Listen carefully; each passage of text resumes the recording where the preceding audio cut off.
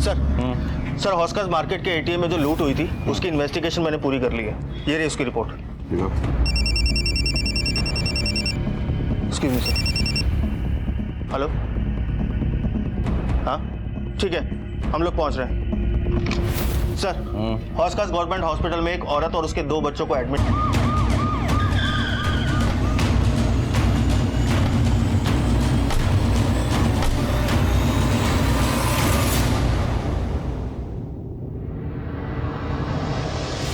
Sir क्या हुआ? तीनों को गला देता गया सर। डॉक्टर ने स्टेज तो कर दिया, लेकिन फिलहाल तीनों अभी बेहोश हैं, जिसमें माँ और बेटे की हालत बहुत क्रिटिकल है।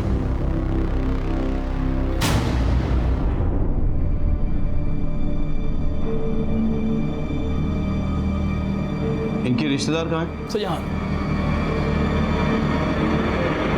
क्या हुआ था? मैं बच्चों की दादी।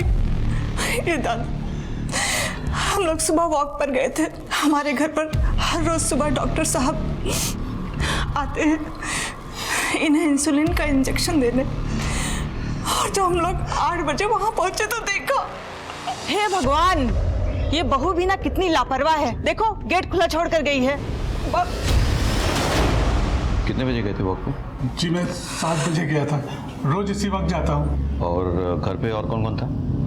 ये मेरा बड़ा बेटा उमंग और वो छोटा बेटा गगन। वो सुबह कहीं बाहर गया था, अभी अभी हॉस्पिटल आया है। कहाँ गए थे? सर मैं सुबह जॉगिंग के लिए जाता हूँ। सर मैं इनका फैमिली डॉक्टर हूँ। अच्छा, उमंग तुमने कुछ सुनाई नहीं दिया? नहीं सर। ऐसे कैसे हो सकता है? नीचे 3 लोगों का गला रेता जा रहा था, तुमको कुछ सुनाई नहीं दिया? एक्चुअली बच्चे तो हमेशा शोर करते ही हैं, तो मैंने ध्यान नहीं दिया। जब मम्मी पापा की आवाज़ आई तो मैं नीचे आया सर। कोई बाहर वाला आया था? मतलब कोई चोरी लूटपाट? हमको कुछ समझ ही नहीं आया। जैसे हमने इन सबको देखा, हम मुझे तुरंत लेकर अस्पताल चले आए। गीतिका के घर वालों को खबर की? क्या है सर, हड़बड़ी में फ़ोन करना भूल गया मैं। लेकिन उन्हें इन्फॉर्म तो करना चाहिए था ना। जी हाँ, मैं अभी करता हूँ। हमें आपके घर पे जाके तहकीकात करनी होगी।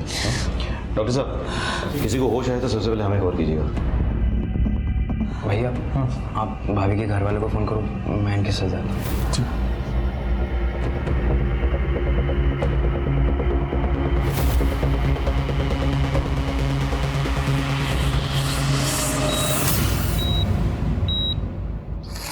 रेगुलर सफाई होती है मैडम जी।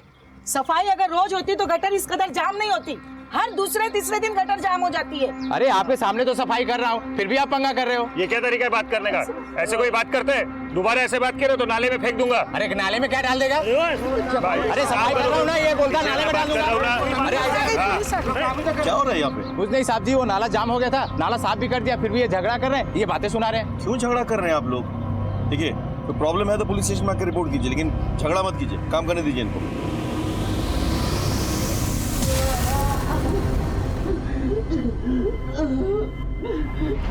Hello control room.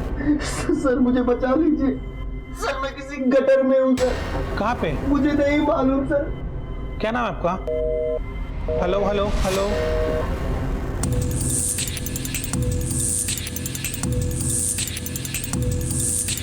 आप ऊपर जाइए, चलिए कभी हो सकता है इसी से गला काटा गया। सर पूरी तरीके से खून में डूबा हुआ है, फिंगरप्रिंट मिलना बहुत मुश्किल है।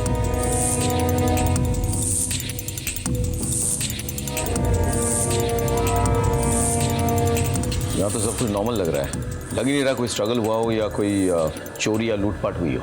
एक काम करो, तुम आस पड़ोस में पता करो जरा, किसने अगर कुछ देखा हो। हाँ?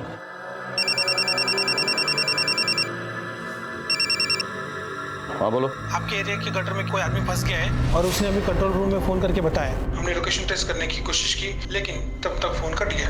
मैं कोशिश कर रहा हूँ उसको ट्रैक करने की, मगर वो नहीं मिल पा रहा है सर। ठीक है, मैं देखता हूँ।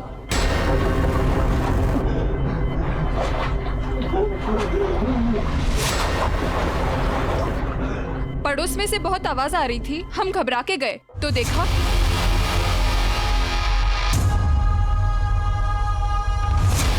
आपने इसके अलावा और कुछ देखा? हाँ, गीतिका है ना, उसका देवर गगन उसे भागते हुए देखा था। किस वक्त हुआ था ये सब? सर मैंने 7:55 पर घर से चिल्लाने की आवाज़ सुनी थी।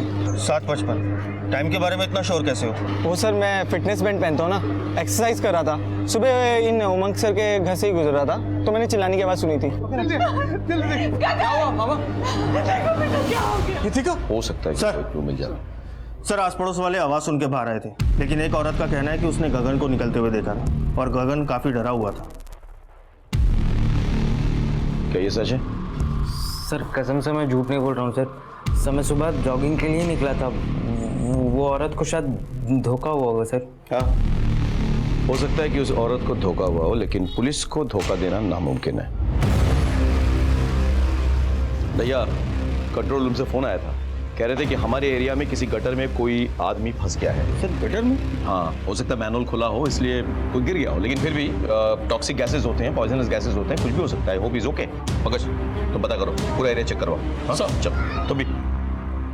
भैया इस लड़के पे नजर रखो और इसके कॉल रिकॉर्ड्स निकाल लो। Okay sir.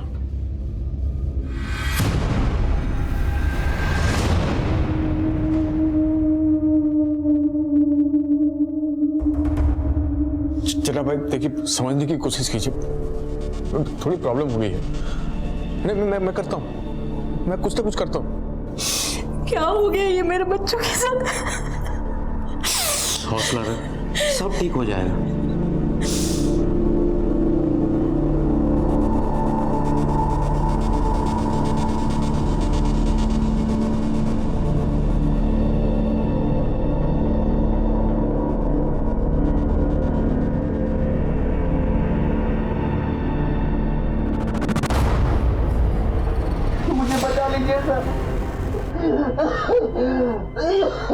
देखिए हम आपकी मदद करने की कोशिश कर रहे हैं। कौन से गटर में फंसे आप?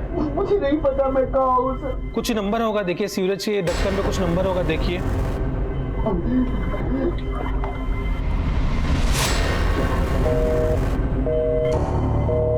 Hello hello sir. Report file हो गई सर। जी सर। सर गीतिका के घर वालों को गीतिका और उसके बच्चों पर जो हमला हुआ था, उस हमले पर किसी के ऊपर कोई शक नहीं है। सर हमने गीतिका के घर के आसपास भी पूछताछ की। सर गीतिका का कोई भी एक्स्ट्रा मैरिटल अफेयर नहीं है जो कि शक पैदा करे। सर जो आदमी गटर में फंसा है उसके बारे में फ़ोन कंपनी से पता किया। उसका नाम रौनक वर्मा है और उसकी लास्ट लोकेशन हौज खास विलेज रोड एरिया में थी। एक काम करो, उसके एड्रेस पे जाओ और पता करो कि वो कहाँ काम करता है। सर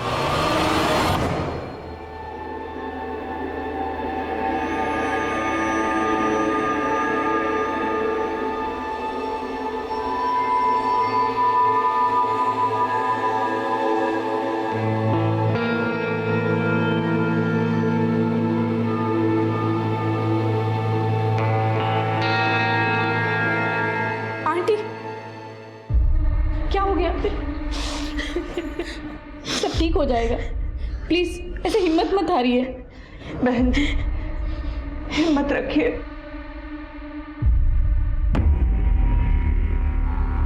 रौनक का घर कौन सा है? Yes sir.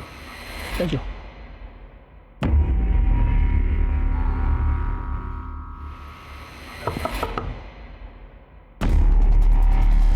अच्छा, रौनक यहीं रहता है? यहीं रहता है साहब, लेकिन अभी तो घर पे नहीं है वो। जानता हूँ। वैसे कहाँ गया वो सिटकाट में काम करता है, वहीं गया साहब। सुबह 6:30 बजे घर से निकला है, अभी तक तो आया नहीं। इससे बात क्या है साहब? देखिए उसने सुबह हमें फ़ोन किया था, किसी सीवरेज में फंसा हुआ है शायद। पर कैसे साहब? देखिए आप परेशान ना हो, हम उसे जल्दी ढूंढ निकालेंगे।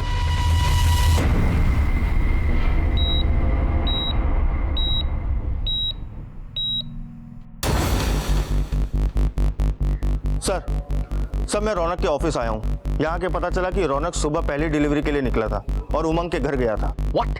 जी सर कहीं ऐसा तो नहीं कि ये मर्डर रौनक ने ही किया हो और पकड़े जाने के डर से सीवरेज में जाके छुप गया हो? लेकिन रौनक गटर जैसी जगह में क्यों छुपेगा? हाँ, एक बात बताओ, रौनक के साथ कोई और गया था डिलीवरी के लिए? जी सर उसका दोस्त था विनोद, लेकिन उसका फोन स्विच ऑफ जा रहा है और रौनक का भी फोन नहीं लग रहा। विनोद का एड्रेस पता करो ऑफिस से और उसके घर पे जाओ, उठा के ले आओ। Okay sir.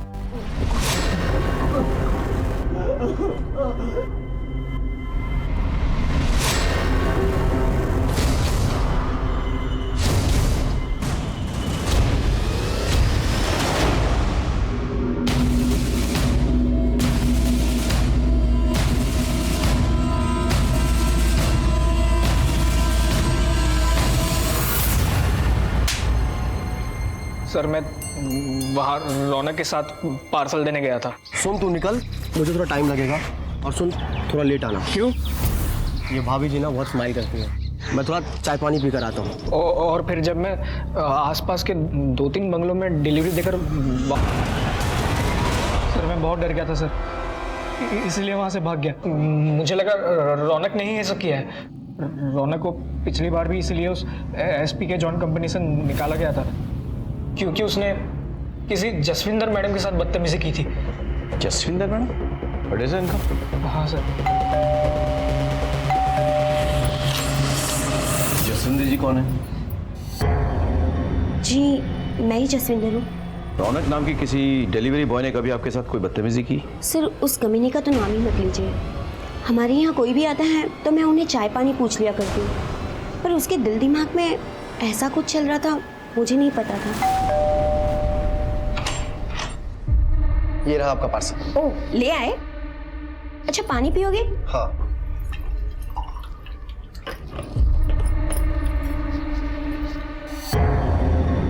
तुम यहाँ?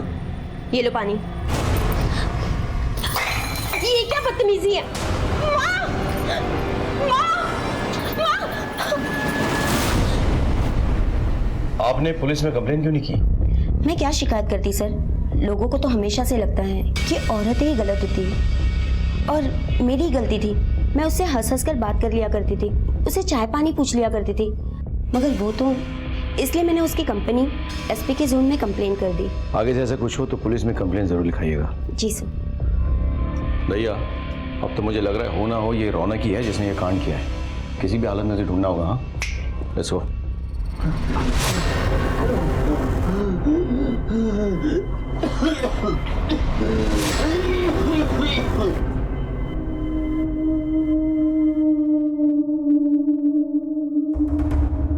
हाँ वकील साहब, मुझे अपना घर बेचना है।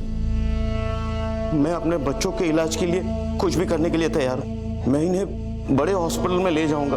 आप पेपर वर्क तैयार करवा दीजिए, मैं आपसे बहुत जल्द मिलता हूं।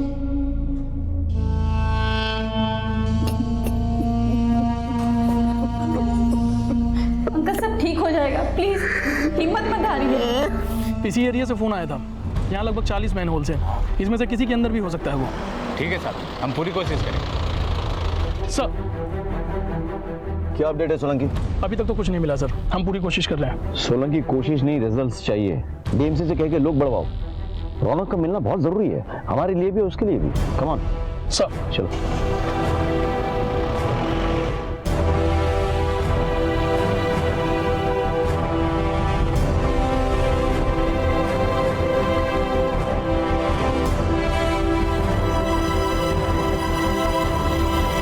हमें किसी भी हालत में रौनक को ढूंढ निकालना था।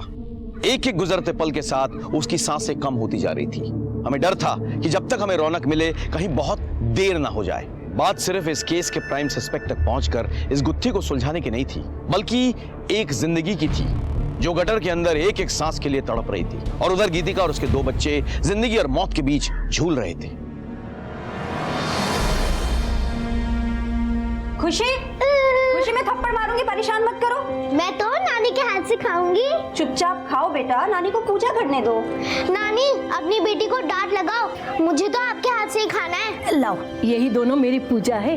वैसे भी कहते हैं बच्चों में भगवान का वास रहता है। लाओ मैं खिला देती हूँ। नानी की चमची। नानू ने मेरे को चॉकलेट दिलाई। आप गंदे हो, नानू अच्छे हैं। और तू नानू का चमचा। दोनों की सेटिंग हो गई है, एक नानी की चमची, दूसरा नानू का चमचा। मेरी तो किसी को परवाह ही नहीं है।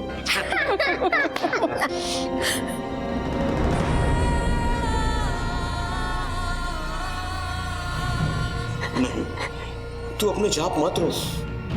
भगवान हमारे साथ, वो हमारे साथ कुछ भी बुरा नहीं होने देंगे। क्या हुआ डॉक्टर साहब?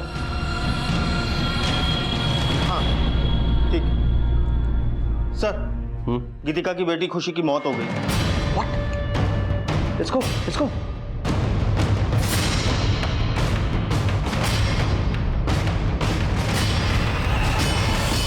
अरे भाई साहब, नहीं खुशी को भाई साहब, भाई साहब क्या कर रहे हो? अरे क्या हो क्या रही है? मुझे इसे बहुत ही पहले जान से मार डालना चाहिए था। ये मेरी बेटी को जानवरों की तरह मारता था, बार बार उसे पैसे लेने हमारे घर भेजता था। क्या ये क्या कर रहे हो? क्या ये बिजनेस के मैं अपनी अय्याशी के लिए कर रहा हूँ ससुर जी, अपने परिवार के लिए कर रहा हूँ मैं। तो लाख 1.5 लाख मांग लिए तो कौन सी बड़ी बात होगी भाई? ये बार बार पैसे मांग के तुम मेरी बेटी को क्यों परेशान कर रहे हो? क्या करूँ मैं? और पति परेशानी में हो तो पत्नी को साथ देना चाहिए, क्या बाहर वाला देगा? आप एक काम कीजिए, अपनी बेटी को रखिए यहाँ पर, तो पैसे का इंतजाम हो जाए तो भेजिएगा, पैसों के साथ चलता हूँ। देखिए तुम अभी गीतिका को यहाँ से लेके जाओ, मेरी बीवी को पता चलेगा तो उसे बहुत बुरा लगेगा। देखिए मैं कल पैसों का इंतजाम कर दूंगा, लेकिन ये अब आखिरी बार है, अब इससे ज्यादा मैं आपको पैसे नहीं दे पाऊंगा। ठीक है ले जाता हूँ, ठीक है चलो चल पैसे, हाँ जल्दी। मैं पैसों की लेन देन की बात अपनी पत्नी से भी नहीं करता था, क्योंकि मैं नहीं चाहता था कि इसे ये लगे कि मैंने किस घटिया आदमी के घर अपनी बेटी की शादी कराई है। मैं सोचता था कि सब ठीक हो जाए, लेकिन ये बार बार पैसों के लिए मेरी बच्ची को पीटता था, और आगे मैंने उसे पैसे देने से इनकार कर दिए तो इसने मेरी बेटी के साथ ऐसा कुछ नहीं है सर। अरे सर मेरी बात का यकीन कीजिए, देखिए ऐसा कुछ नहीं है, मैंने अपनी बेटी और बीवी को नहीं मारा सर।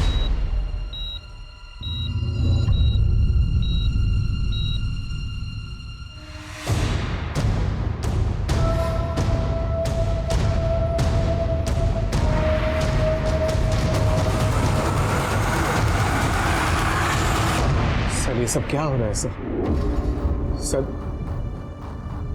सर मैंने कुछ नहीं किया सर। तुम अपने बीवी को रोज मारते पीटते थे, हो सकता है उस दिन तुम दोनों में कोई झगड़ा हो गया हो और तुमने उसे जान से मारने की कोशिश की हो। नहीं सर, मेरे सास ससुर जानबूझकर मुझे फंसा रहे हैं, झूठ बोल रहे हैं वो लोग। सर मुझे जाने दीजिए, मेरी बेटी की मौत हो चुकी है, मेरी पत्नी को अभी तक होश नहीं आया है, मौत से लड़ रही हो, मेरे बेटे को भी होश नहीं आया सर, उनको मेरी जरूरत है सर, मुझे जाने दीजिए। मेरी बेटी का अंतिम संस्कार मेरे अलावा कोई नहीं कर सकता। ठीक है चलो। थैंक यू भैया। सर इस पे नजर रखो, मुझे इसके सारे डिटेल चाहिए।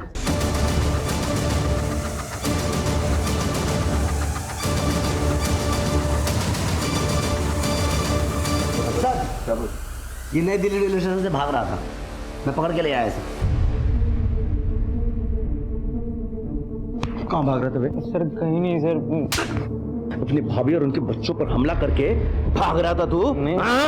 बोल सच बोल। नहीं सच बोल। नहीं सर, मैं झूठ नहीं बोल रहा हूँ सर। ये ऐसा नहीं बोलेगा, नहीं बोलेगा। सर बता दो, बता दो सर। दरअसल देवर जी उठिए, 7:15 बजने वाला है, उठिए ना। देवर जी क्या कर रहे हैं आप? भाभी खुद ही तो इनवाइट कर रही हो, ऊपर से ये नाटक क्यों कर रही हो? छोड़िए देवर जी। I am so sorry sir, पर मुझे लगा भाभी भी मुझ में इंटरेस्टेड है तो मैं। भाभी तुझ में इंटरेस्टेड है? नहीं। तूने भाभी को रेप करने की कोशिश की, उसने मना किया तो उसे मारने की कोशिश की तूने, उसके बच्चों ने देख लिया तो तू बच्चों को मारने की कोशिश कर रहा था।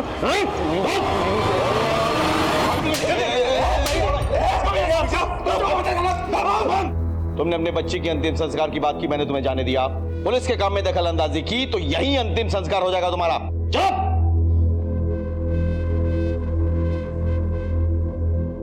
गगन एक प्राइम सस्पेक्ट बनकर हमारे सामने आया था, क्योंकि उसने ना सिर्फ हमसे झूठ बोला था, बल्कि उसने उस दिन गीतिका के साथ जबरदस्ती करने की कोशिश भी की थी।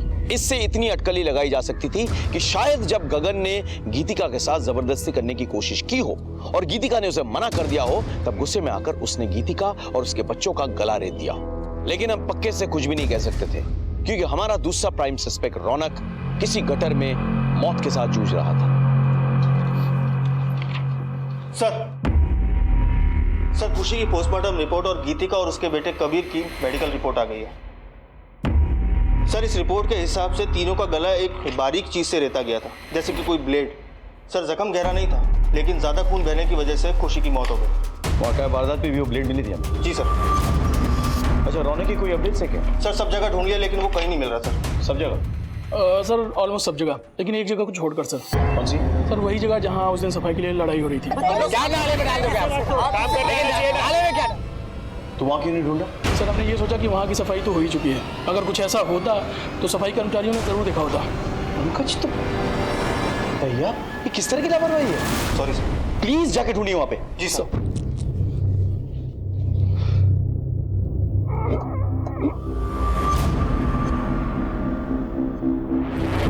ये रहा सर।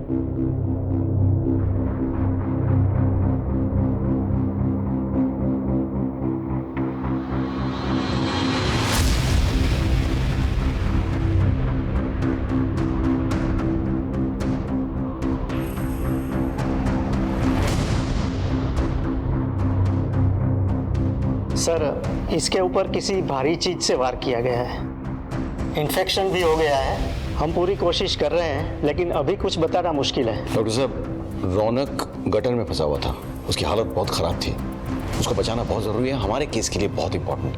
हम पूरी कोशिश करेंगे। ओके जी। पंकज, रौनक के पेरेंट्स को बुलाओ। सर भैया एक बात समझ में नहीं आ रही। देखो इस केस में हमारे पास दो सस्पेक्ट्स हैं। एक गीतिका का हस्बैंड उमंग, जिसके बारे में सास ससुर ने कंप्लेन किया है, और गीतिका का देवर गगन, जिसकी बुरी नजर थी उस पर। अब अगर रौनक का भी इस केस से कोई रिश्ता है तो फिर वो गटर में कैसे पहुंचा और उसको वहां किसने पहुंचाया? सर हो सकता है उमंग और गगन इस केस में इन्वॉल्व ही ना हो और इस पूरी वारदात को रौनक ने अंजाम दिया हो। अगर ऐसा है तो फिर रौनक गटर में कैसे पाया गया और उसकी ये हालत किसने की? सर बहुत कंफ्यूजन है। Excuse me sir. जी। गीतिका के बेटे कबीर को होश आया। अब कैसा फील कर रहे हो बेटा? देखो बेटा, हमें आपसे कुछ सवाल करने हैं। अगर आपका जवाब हाँ हो तो अपना हाथ ऊपर उठाना, और अगर ना हो तो मत उठाना। ठीक है बेटा? आपका नाम कबीर है ना? और आपकी मम्मी का नाम गीतिका। बेटा आपको पता है आपके साथ ये सब किसने किया था? डरो नहीं बेटा। ठीक है, इट्स ओके, रहने दीजिए। बच्चा सदमे में है, हम बाद में अपने तरीके से पता कर लेंगे। It's okay.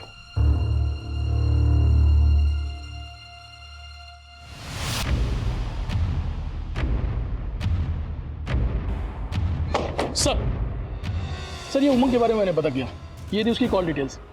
सर इसकी 2 नंबर पर रेगुलर बात होती थी। एक कोई कार्तिक है जिससे वो रेगुलर टच में था और बहुत देर तक बात होती थी, और दूसरा कोई चड्डा है सर जो उसे बार बार फ़ोन किया करता था। चड्डा के बारे में पता किया सर, चड्डा सही आदमी नहीं है और ब्याज पर पैसे भी देता है। हाँ हम बिजनेस पार्टनर्स हैं सर। सुबह 4 बजे तक बातचीत, इतनी बातें। काम ही ऐसा सर, इंपोर्ट एक्सपोर्ट। अच्छा, उमंग का अपनी बीवी के साथ रिश्ता कैसा है? उन दोनों में ज्यादा बनती नहीं है सर। उमंग अपनी वाइफ को मारता भी है, लेकिन वो बच्चों से बहुत प्यार करता है। चड्डा कौन है? मुझे नहीं पता सर। ठीक है, आप जा सकते हैं।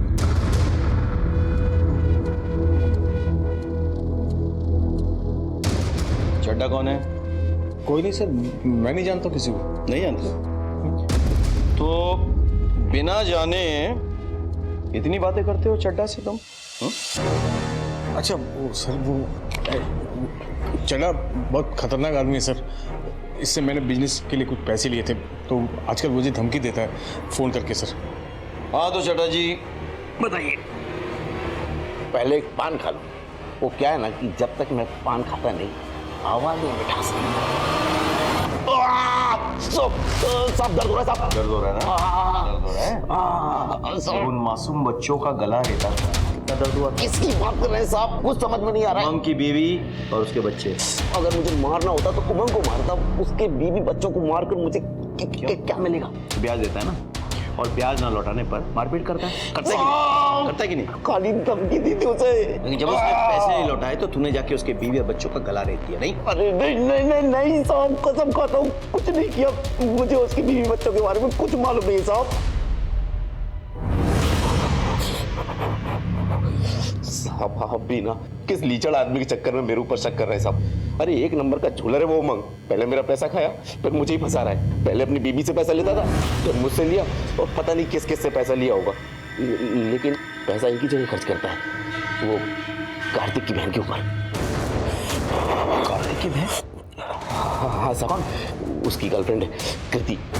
उसके इशारों पर नाचता है और अपनी बीवी के मायके से पैसा मंगाकर उसके ऊपर खर्च करता है। उन पैसों पर पाल रहा है उसको। प्रीति, मैं बहुत दुखी हूं। मुझे पता नहीं चल रहा कि ये सब क्या हो रहा है मेरे साथ। मुझे तुम्हारे सहारे की जरूरत है।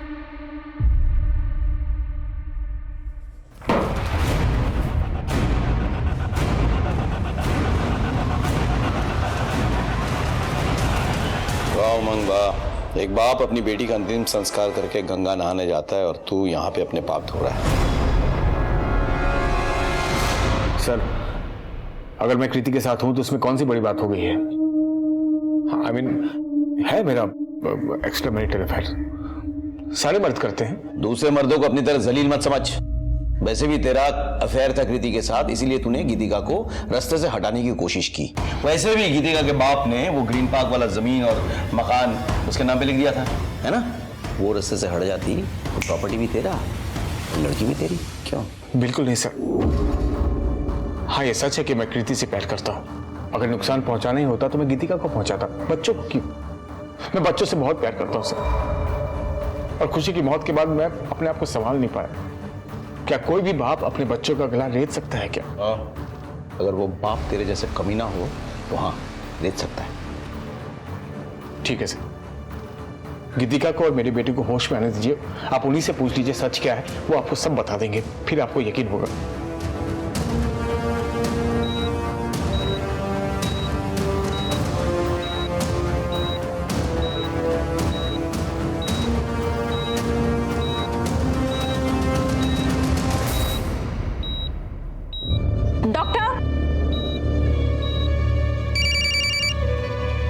बोलिए। अच्छा, हम भी आ रहे हैं। यस।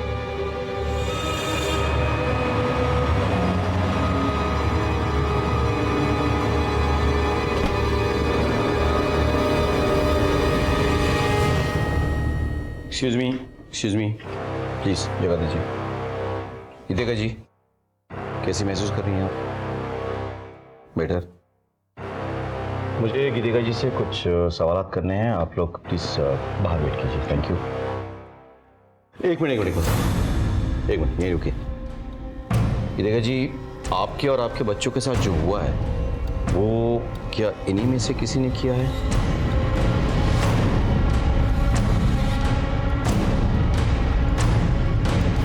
कौन है वो?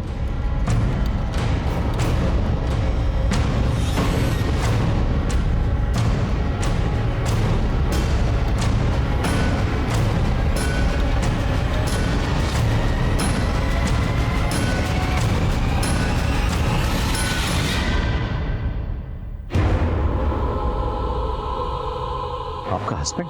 सर, ये झूठ बोल रही है।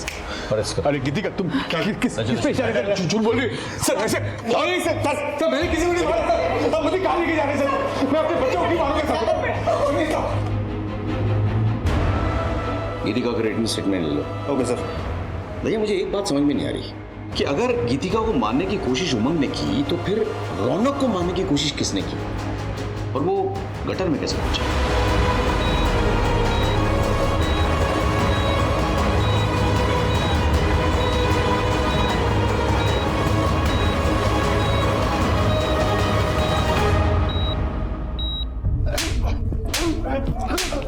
आप बोलेंगे सच? मैं सच बोल रहा हूँ। कितनी बार भी आप लोग मारो, मैं सच ही बोलूंगा। पंकज, जब तक ये सच ना बोलता ना, तोड़ते रहो उसने। सर, हमने उमंग से अपने तरीके से भी पूछ लिया, लेकिन बार बार वो यही बोल रहा है कि उसने कुछ नहीं किया। भैया, हर क्रिमिनल कहता है कि वो निर्दोष है, लेकिन अगर गीतिका और उसके बच्चों को उमंग ने मारने की कोशिश की तो फिर रौनक गटर में कैसे पहुंचा और उस पर किसने अटैक किया? क्या ये दोनों केस एक दूसरे से जुड़े हुए हैं या फिर अलग अलग है?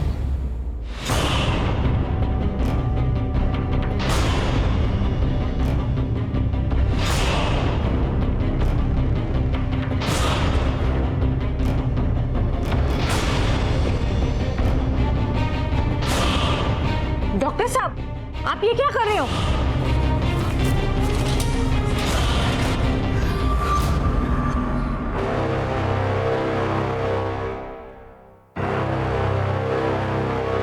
किसी ने रौनक को अस्पताल में जान से मारने की कोशिश की। यह बात तो साफ हो गई कि किसी को रौनक से खतरा था। शायद रौनक वो राज जानता था जिसे हम भेदने की कोशिश कर रहे थे, लेकिन हमारे पास इतना वक्त नहीं था कि हम रौनक के होश में आने का इंतजार करते। जैसे जैसे नए सबूत और सस्पेक्ट सामने आ रहे थे, ये सारी कड़ियां एक दूसरे से उलझ रही थी। उस दिन घटनास्थल पर बहुत सारी चीजें एक साथ हुई। क्या यह महज इत्तेफाक था या किसी की सोची समझी प्लानिंग? इस बात को समझने में हमें ज्यादा वक्त नहीं लगा। एक हफ्ते बाद इस राज पर से पर्दा उड़ गया कि गीतिका और उसके बच्चों का गला किसने रेता था। रौनक की हालत कैसी है अभी? सर, हॉस्पिटल के कॉरिडोर की सीसीटीवी फुटेज मिली है।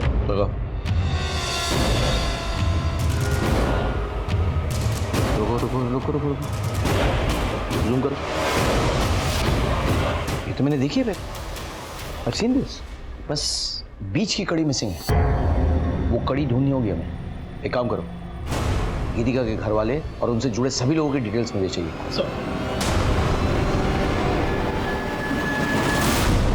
पता नहीं सर, आप लोग ने मुझे यहाँ क्यों बुलाया है? आप सब कुछ जानते हैं, एक एक बात। मैं बस इतना जानती हूँ कि अपने पति से दिन रात मार खाने के बाद भी गीतिका ने कभी हिम्मत नहीं हारी, और हाँ, वो अपनी जिंदगी जीना चाहती थी। आप गीतिका की बेस्ट फ्रेंड है ना? इसलिए तो कह रही हूँ कि मैंने कुछ भी नहीं किया। मैंने कब कहा कि आपने कुछ किया? लेकिन आप वो कड़ी हैं जिससे सब कुछ जुड़ा हुआ है। सब कुछ। आप कड़ी हैं कि नहीं?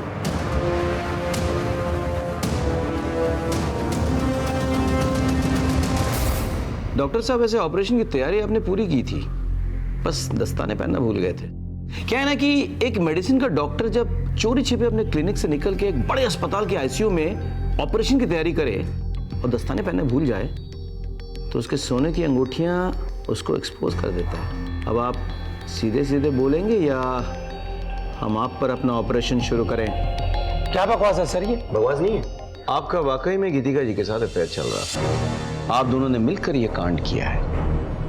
आपकी बच्ची के पोस्टमार्टम रिपोर्ट से यह साफ जाहिर है कि उसके गले का कट बड़ी सलीके से किया गया था। उसकी मौत नस कटने से नहीं, एक्सेसिव ब्लीडिंग से हुई है।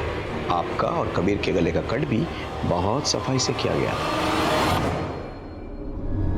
डॉक्टर कुणाल हर रोज आते थे हमारे घर मेरे ससुर जी को इंजेक्शन देने के लिए।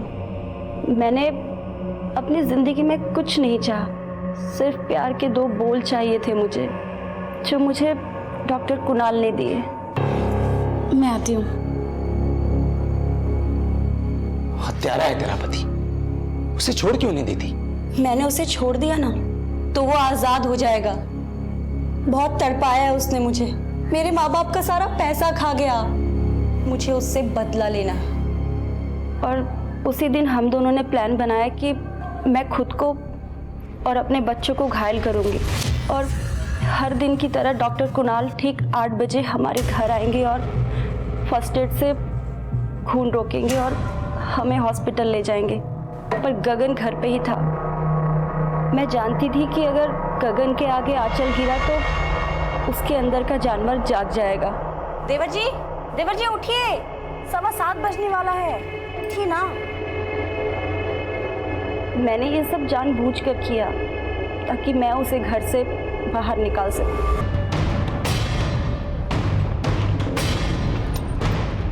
तू निकल, मुझे थोड़ा टाइम लगेगा। हाँ? ये डिलीवरी बॉय आ गया, तुम्हारे घर में जा रहा है। क्या?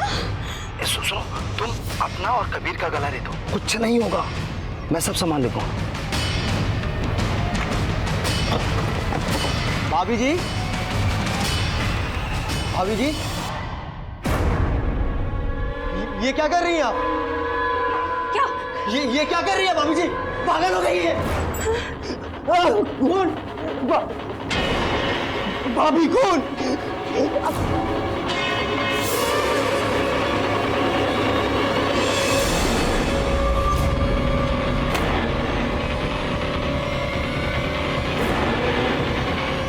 हे भगवान, ये बहू भी ना कितनी लापरवाह है। देखो गेट खुला छोड़ कर गई है। उसके बाद फिर मैं रौनक को लेकर के गटर के पास गया और मैन होल खोल करके उसमें उसको डाल दिया। गीतिका जी, आपने क्या किया? अपने पति को सजा देने के लिए अपने बच्ची की जान ले ली। कानून आपको कितनी भी बड़ी सजा क्यों ना दे, उससे बड़ी सजा तो आपको मिल चुकी है। गीतिका और डॉक्टर कुणाल को उनकी सजा मिल चुकी थी। गीतिका एक मां थी, उसने अपना और अपने बच्चों का गला रेता था, जिसमें उसकी बच्ची खुशी की जान चली गई थी। यह खून महज एक बच्ची का खून नहीं था, बल्कि ममता का खून था। गीतिका को इससे बड़ी दस्तक क्या मिल सकती थी कि वो जो करने जा रही थी उसमें अगर जरा से भी चूक हो गई तो उसकी और उसके बच्चों की जान चली जाएगी। और डॉक्टर कुणाल, वो तो डॉक्टर था, क्या उसे यह दस्तक नहीं मिली थी कि गीतिका का अपना और अपने बच्चों का गला रेत कर किसी को फंसाना बेवकूफी है? गीतिका उमंग से नाराज थी तो उसे छोड़कर जा सकती थी, लेकिन उसे तो बदला लेना था, और बदले की भावना किसी भी इंसान को गलत रास्ते पर धकेल देता है। सर अभी भी खबर मिली है कि लोधी रोड पर एक औरत की लाश मिली है। सर हमें अभी निकलना पड़ेगा। तुम बैठो, मैं आ रहा हूं। Okay sir. इसी के साथ मैं सीनियर इंस्पेक्टर राकेश शर्मा आपसे विदा लेता हूं। सतर्क रहिए और देखते रहिए क्राइम पेट्रोल दस्तक। याद रखिएगा, मकसद बताना नहीं, बचाना है। जय हिंद।